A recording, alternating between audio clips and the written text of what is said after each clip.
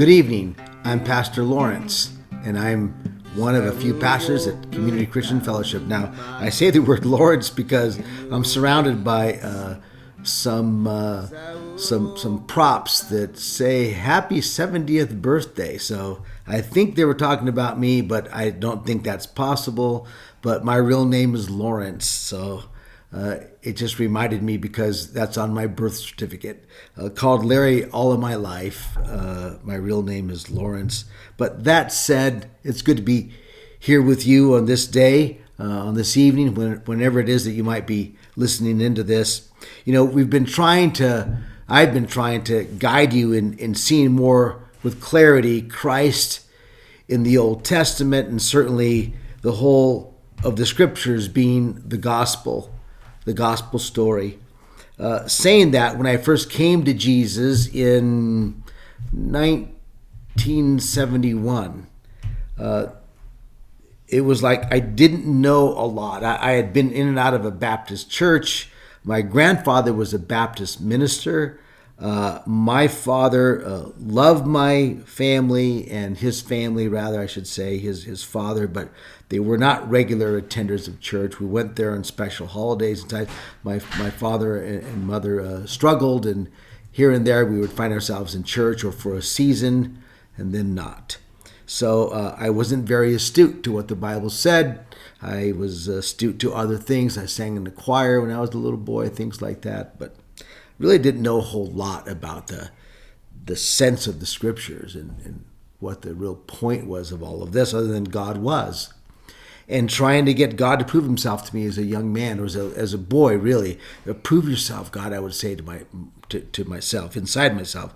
And I would say it when I'd be at this church looking at the stained glass windows, asking him to reveal himself to me as being real, if he would change the various colors of the window I was looking at. And that was kind of my faith.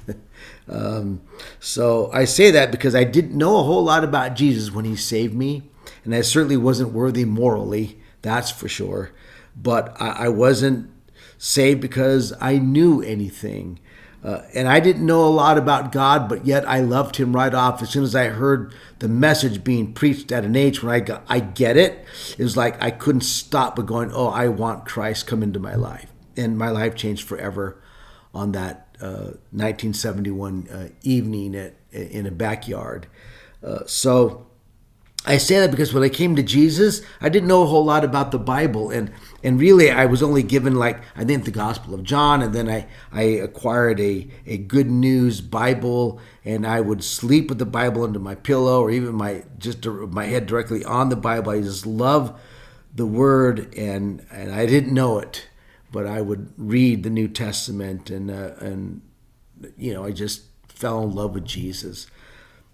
But it wasn't until later that I realized that the whole Bible, the Old Testament, is part of the New Testament that I had avoided for a number of years.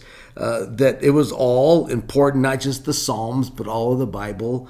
And of course, as I then learned to study and read the Scriptures, and it became more clear to me the wonder and the beauty of the whole Bible being what it is, but still always leaning towards the right side of the Bible, always leaning to the New Testament, and not really knowing or being very acquainted with the Old. And eventually going to Bible school, eventually seminary, you have to engage in that. And a little bit of Hebrew, more Greek, but you get familiar with the Old Testament and the New, and the pieces of God's Word that just make it so brilliant and so otherworldly, and really so inspired that God really did breathe this book.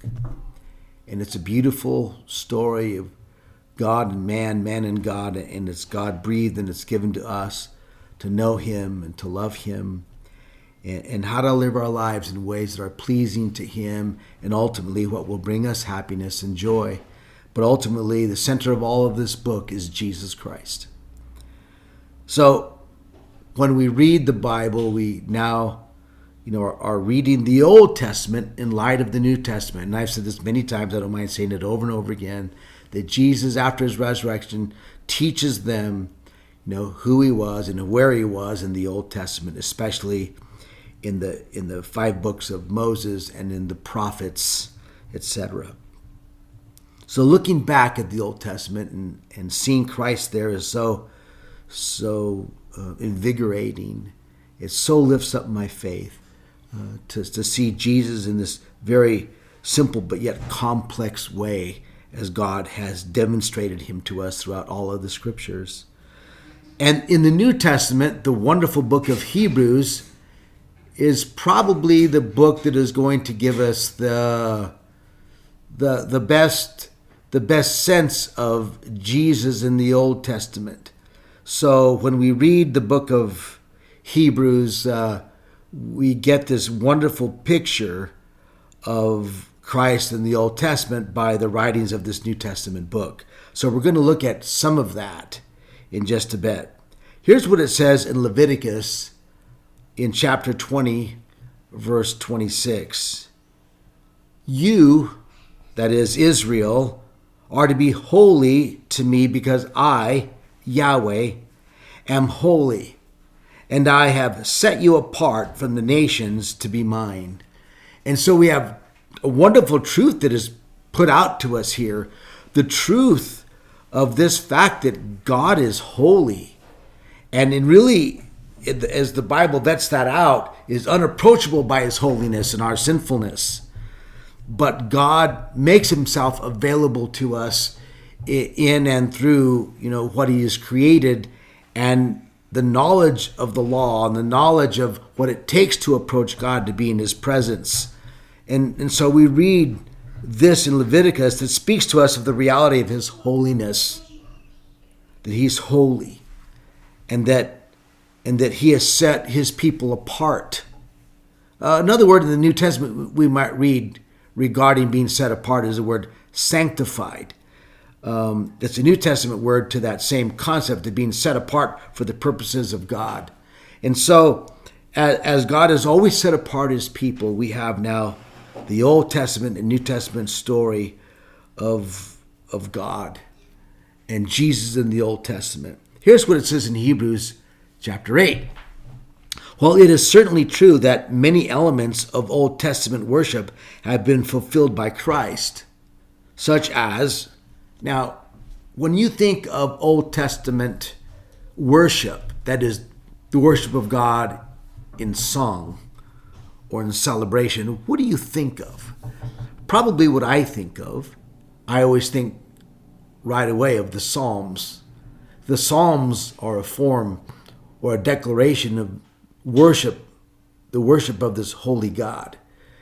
The Psalms are written primarily by David, but from others as well, and the bulk of them from David. But we see this worship. And you also think of David dancing, only partially clothed and banging and dancing and hopping and singing worship to God. And I think of worship in that regard. But actually, worship is fulfilled in the sacrificial system that we can find in the Old Testament.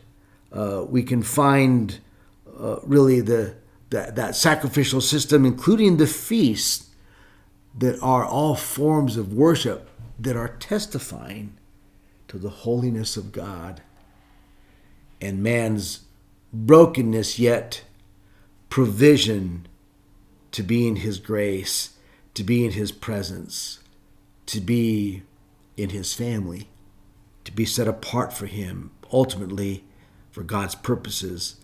And when you step back and look at the whole worldview of the Bible, and certainly of Christians, all things are about God. He's the center of life, and eternal life for the Christian, as being our destiny, will be a long, I don't even like saying the term long as in distance or time, but that we'll be forever in his presence, growing and being a part of life as God has created it, wherever we might be.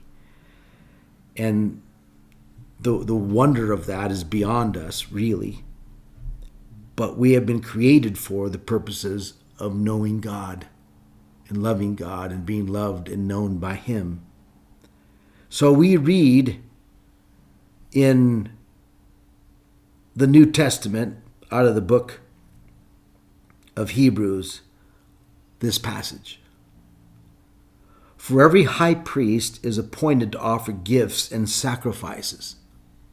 The high priest, that is, those designated from the tribe of Aaron, Levi, those priests, those human priests, they offer gifts and sacrifices as a means of worship, as a means of bowing down before this God Yahweh.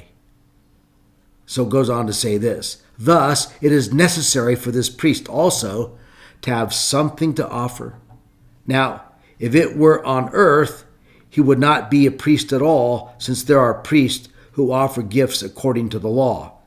This verse is a little out of context here, so I want to give you some of that context. It's referring to Jesus as the high priest, and that Jesus is not the same kind of high priest that the earthly priest is.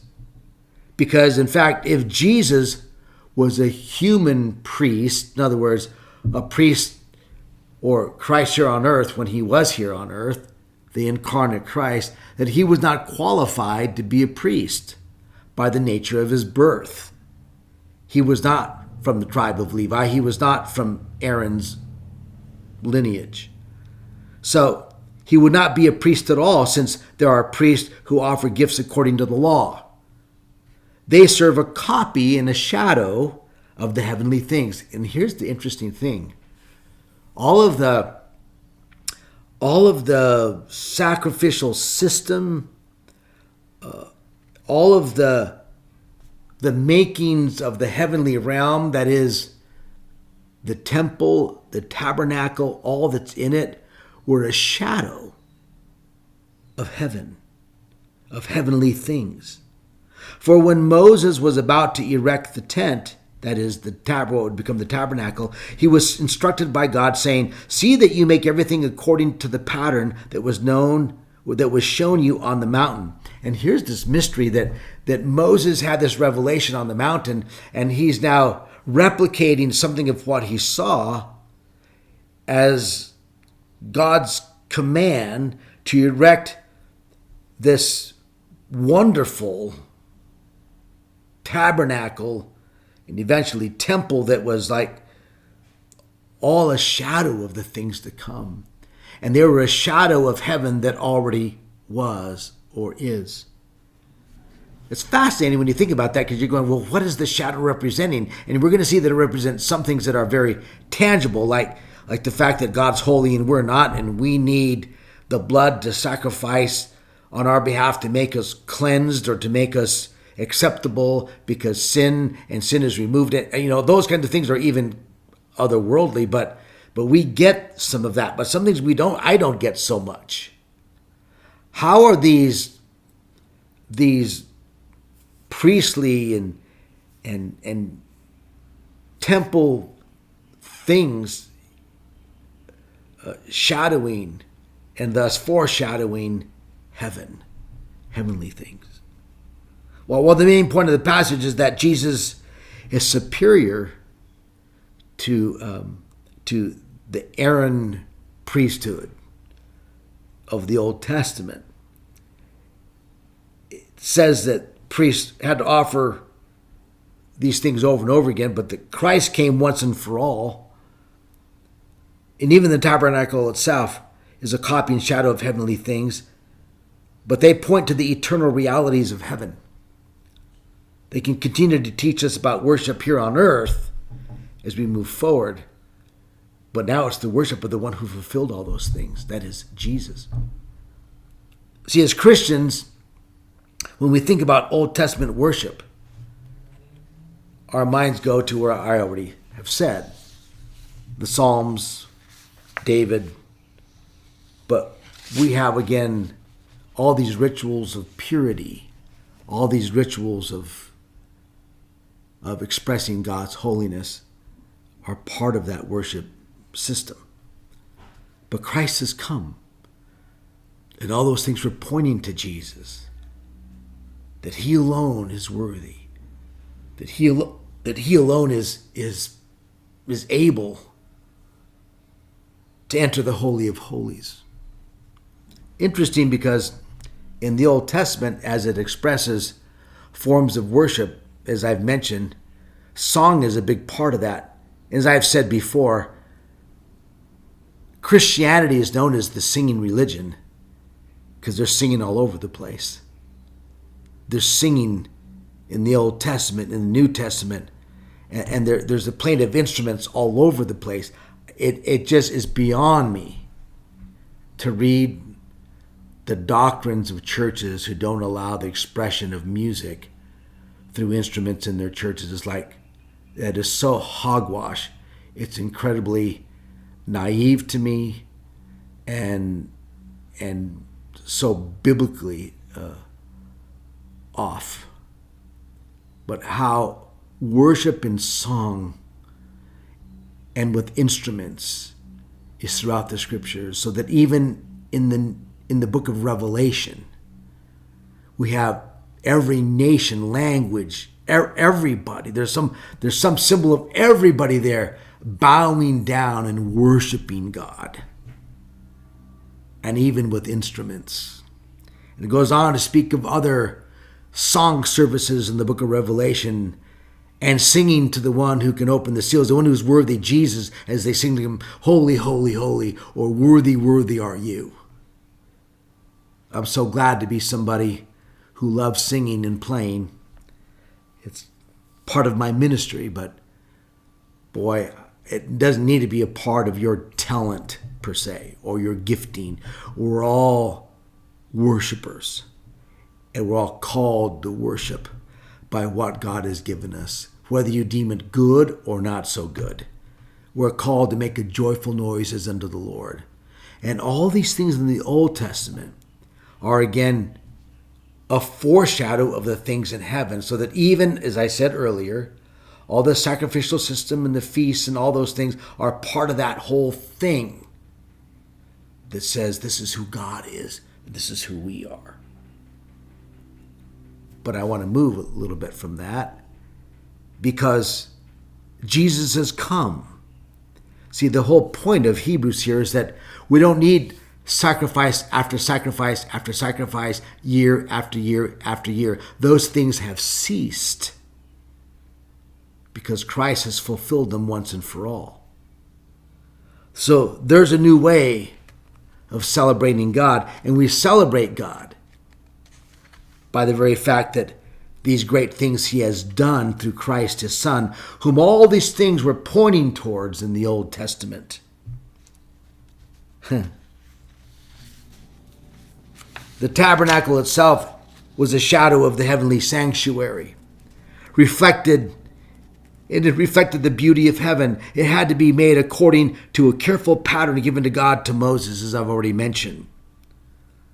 God gifted an artist named Bezalel with the skills to build it. It's significant that the first person described in Scripture as being filled with the Spirit was an artist. That's in Exodus 31, 1 through 4. The worship space was filled with beauty and color, gold and silver, and precious gems and stones, as a fitting for a picture of heaven. And I think that that heaven's so far beyond our beauty in many ways, because it's tainted by sin, that these things are a picture of something that is hard to imagine. When we move from the tabernacle to the temple, we see that the layout was based on the tabernacle, and it was filled with the beauty, and much of it was covered with gold. But along with the visual beauty, we also see an expansion of liturgy, or things that were truths to recite and to remember. David himself was a musician, and he was a songwriter, as we know through the Psalms, made provisions for building the temple and organizing the worship, along with appointing Levites to oversee the construction and to be gatekeepers. He set aside 4,000 Levites, a little over 10% of the tribe, to be temple musicians, to offer praise to God with instruments that were made for praise. Now, I'm focusing a little bit on this worship idea because, again, the Old Testament is reflective of Jesus that was to come and how vital it is that we worship Jesus and that our lives are reflective of celebrations. That's so important because so many Christians, and me too, I'm not pointing the finger at you or somebody else, we can live life that is so drabby and so unreflective of celebratory lives. But may we live a life that's celebratory. In other words, that even in difficult, I just did a memorial service. A tragic thing happened just here nearby us. But that even in the midst of our tragedies and our sadness and our memorials, that God brings beauty out of ashes. And that we don't grieve like those who have no hope. We have a sure thing in heaven awaiting us that we even find in the Old Testament that reflects the Jesus that was to come to make all this possible, to live a joyful, celebratory life. May you live a life like that.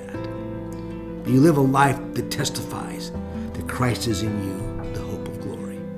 Well, God bless you. I'm glad you were here with me for these few moments. Hope to see you on Sunday at 10:30 at CCF Ontario. God bless you.